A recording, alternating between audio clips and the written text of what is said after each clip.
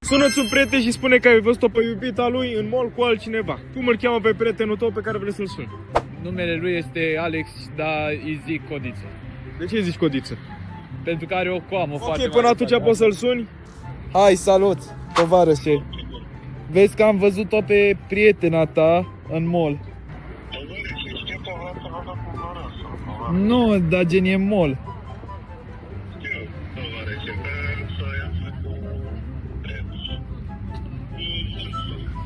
Păi da, mă, dar stai, era cu Vărosu și mai era unul.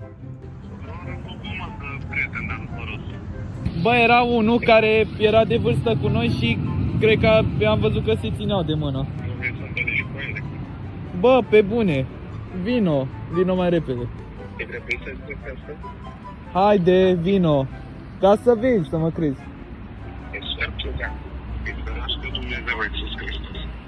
Haide, crede-mă.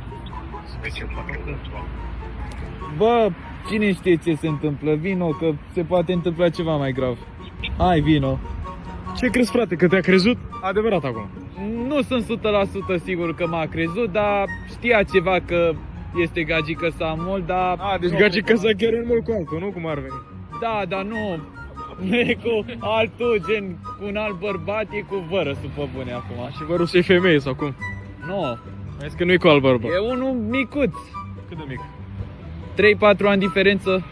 Ok, până atunci hai să vedem dacă ne-ai la follow. Ai stau un număr, Instagram sau TikTok. Ai auzit de oferta 1 plus 1 gratis de la noi? Pe scurt, dacă ți alegi o biște repensată, îți mai poți alege încă una cadou. Hai să dacă ne avea la follow, nu ne are din păcate, poți să ne dai acum pe TikTok, crezi că ne-ai? Poftim? Pe TikTok crezi că ne-ai? Nu cred că v-am pe TikTok. Poți să ne dai acum un follow, asta este, poate data viitoare voi să ne aveți la follow. Follow, ai sau până mă. Cum a zis și el, follow, ai sau nu.